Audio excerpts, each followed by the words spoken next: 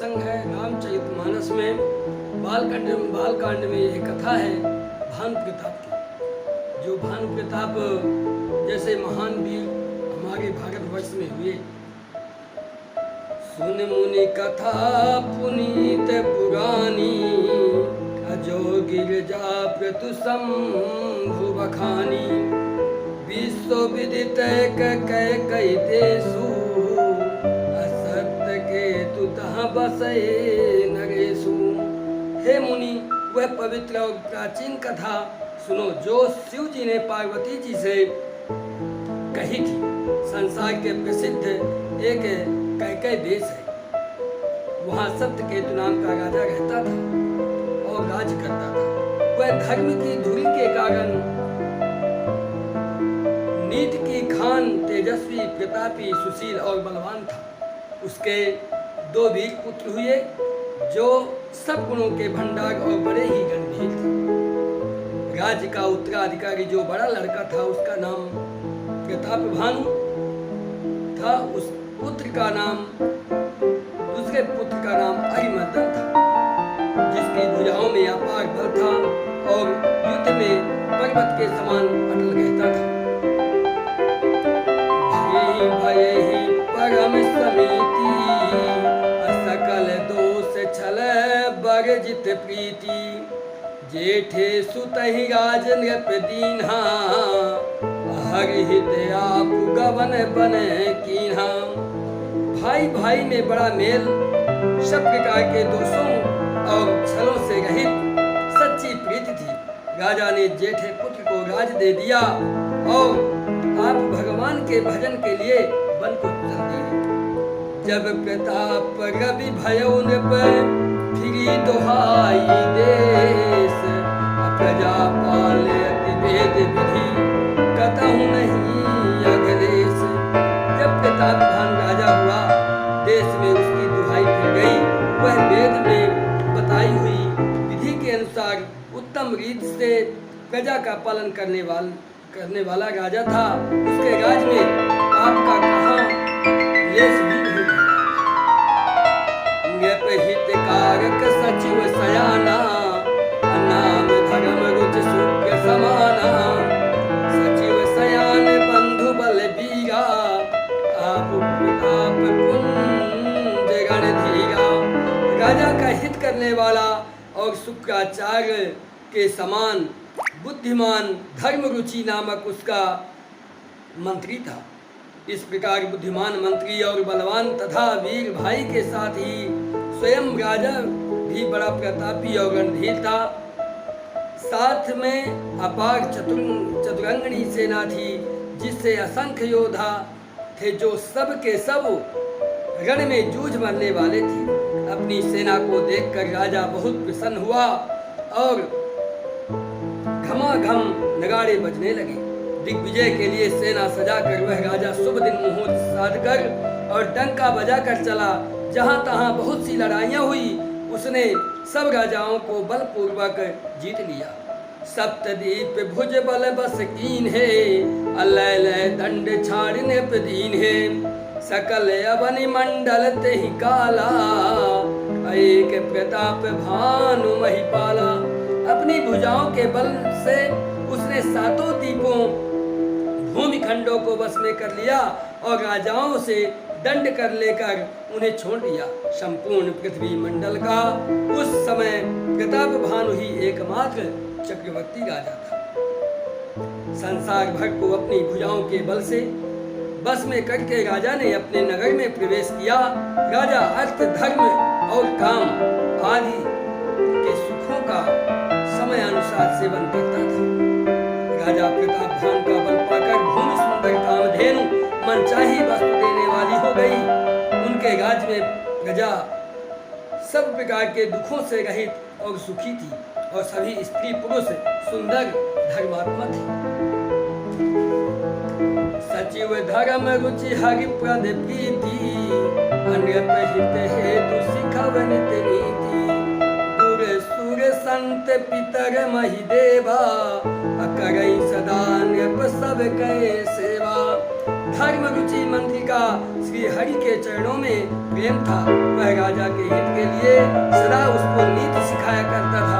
राजा गुरु देवता संत पितर और ब्राह्मण इन सबकी सदा सेवा करता रहता था। वेदों में राजाओं के जो धर्म बताए गए हैं, राजा सदा आदर पूर्वक और सुख मानकर उन सब का पालन करता था। प्रतिदिन अनेक प्रकार के दान देता और उत्तम शास्त्र वेद का पुराण सुनता था। उसने बहुत सी कुआएं, बावलियां, तालाब, फुलवाड़ियां, सुंदर बगीचे, ब्राह्मणों के लिए घर और देवताओं के लिए सुंदर विचित्र मंदिर सब तीर्थों बनवाए हैं। वेद और पुराणों में जितने प्रकार के यज्ञ कहे गए हैं, राजा ने एक एक करके उन सब यज्ञों को प्रेम सहित हजार बार किया। राजा के हृदय में किसी फल की इच्छा नहीं थी। राजा बड़ा ही बुद्धिमान और ज्ञानी था। वह ज्ञानी राजा कर्म मन और वाणी से जो कुछ भी धर्म करता था सब भगवान वसुदेव जी को अर्पित कर देता था। एक बार वह राजा एक अच्छे घोड़े पर सवार होकर शिकार का सब सामान सजाकर विंध्याचल के घने जंगल में गया और वहाँ उसने बहुत से उत्तम हिरण मांगे। राजा ने वन में फिरते हुए एक सूअर को देखा। दांतों के कारण वह ऐसा दिख पड़ता था मानो चंद्रमा को घसकर मुंह में पकड़कर राहुल वन में छिपा। चंद्रमा बड़ा होने से उसके मुंह में समाता नहीं है और मानी क्रोध रस वही उसे उड़ता नहीं है। यह तो सूअर के भयानक दांतों की शोभा कही गई है। यह उसका शरीर भी बहुत विशाल और सुंदर था। घोड़े की आहट पाकर वह घुघुराता भागा है। घुघुराता हुआ कान उठाए चौकन्ना होकर देख रहा था। नील पर्वत के शिखर के समान विशाल शरीर वाले उस सूअर को देखकर राजा घोड़ों के चाबुक लगाकर तेजी से चला और उसने सूअर को ललकारा, अब तेरा बचाव नहीं हो सकता। अधिक संत कहते हुए घोड़े के अपनी तरफ आता देखकर सूअर पवन वेग से भाग चला। राजा ने तुरंत ही बाणों से धनुष पर चढ़ाया। सूअर बाण को देखते ही धरती में दुबक गया। राजा तक करके तीर चलाता है, परंतु सूअर छल करके शरीर को बचाता जाता है। वह पशु कभी सूअर बहुत दूर ऐसे घने जंगलों में चला गया जहाँ हाथी घोड़े का निवाह गम नहीं था। राजा बिल्कुल अकेला था और मन में क्लेश भी बहुत था। फिर भी राजा ने उस पशु का पीछा नहीं छोड़ा। राजा को बड़ा धैर्यवान देखकर सूअर भागकर पहाड़ की एक गहरी गुफा में जा घुसा। उसमें जाना कठिन देखकर राजा को बहुत पछता कर लौटना पड़ा, पर उस घोर वन में वह रास्ता भूल गया। खेद खिन्न क्षुब्धित त्रसित राजा बाज समेत खोजत व्याकुल सरित सरह जल बिन भयो अचेत। बहुत परिश्रम करने से थका हुआ और घोड़े समेत भूख प्यास से व्याकुल राजा नदी तालाब खोजता खोजता पानी बिना बेहाल हो गया। वन में फिरते फिरते उसने एक आश्रम देखा। वहाँ कपट से मुनि का वेश बनाए एक राजा रहता था, जिसका देश राजा प्रतापभानु ने छीन लिया था और जो सेना को छोड़कर युद्ध से भाग गया था। प्रतापभानु का समय अच्छे दिन जानकर और अपना कुसमय बुरे दिन जानकर अनुमान कर उसके मन में बड़ी ग्लानि हुई। इससे वह ना तो घर गया और न ही अभिमानी होने के कारण राजा प्रतापभानु से ही मिला। दरिद्र की भांति मन ही को क्रोध को मारकर वह राजा तपस्वी के भेष में वन में रहता था। राजा प्रतापभानु उसी के पास गया। उसने तुरंत पहचान लिया कि यह प्रतापभानु है। राजा प्यास होने के कारण व्याकुल उसे पहचान न सका। सुंदर वेश देखकर राजा ने उसे महामुनि समझा और घोड़े से उतरने से मना किया, परंतु बड़ा चतुर होने के कारण राजा ने उसे अपना नाम नहीं बताया। राजा को प्यासा देखकर उसने सरोवर दिखला दिया। हर्षित होकर राजा ने घोड़े सहित उसमें स्नान और जलदान किया। सारी थकावट मिट गई। राजा सुखी हो गया। तब तपस्वी उसे अपने आश्रम में ले गया और सूर्यास्त का समय जानकर उसने भाषण दिया।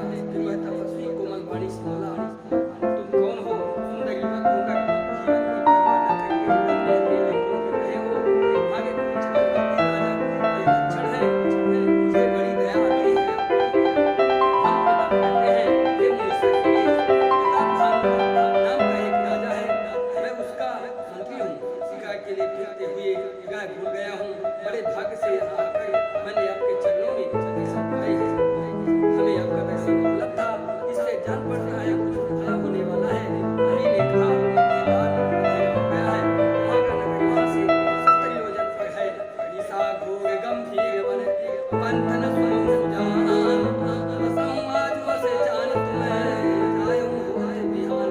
हे सुजान सुनो, दौलत एक जात है, धरा जंगल है, रास्ता नहीं है, ऐसा समझकर आज यही ठहर जाओ, सवेरे उठते ही चले जाओ। तुलसी जस अब तक था, ऐसे मिले स्थान, आप आवे ताहि ताहि तहाँ ले जाए। तुलसीदास जी कहते हैं जैसे भक्तव्यता होनहार होती है, वैसे ही सहायता या तो या उसको वहां जाती है। ये बात बड़ी अच्छा है,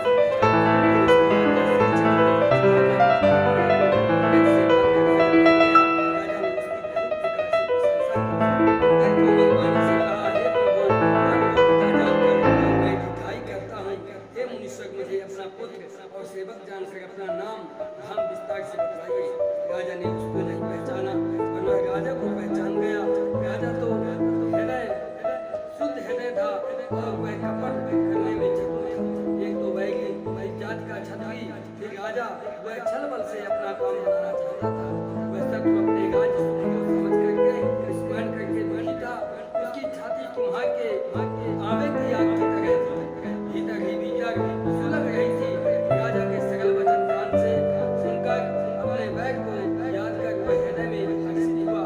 वह कपट में डुबोकर बड़ी युक्ति के साथ कोमल वाणी बोला, अब हमारा नाम भिखारी है, क्योंकि हम निर्धन हैं, अनिकेत घर द्वारहीन हैं। राजा ने कहा, जो आपके सत्यावेश विज्ञान के निधान और सर्वथा अभिमानहीन होते हैं, वे अपने स्वरूप को सदा छिपाए रहते हैं, क्योंकि वेश बनाकर रहने में तब ग्रह का कल्याण है। विकट संत वेश में मान होने की संभावना है, और मान से पतन की। इससे जो संत और वेद कहते हैं कि परम अकिंचन सर्वथा अहंकार ममता और मान रहित ही भगवान के प्रिय होते हैं। आप सभी के निधन भिखारी अवज्ञहीनों को देखकर ब्रह्मा और शिव जी भी संदेह करता है, ये वे वास्तविक संत हैं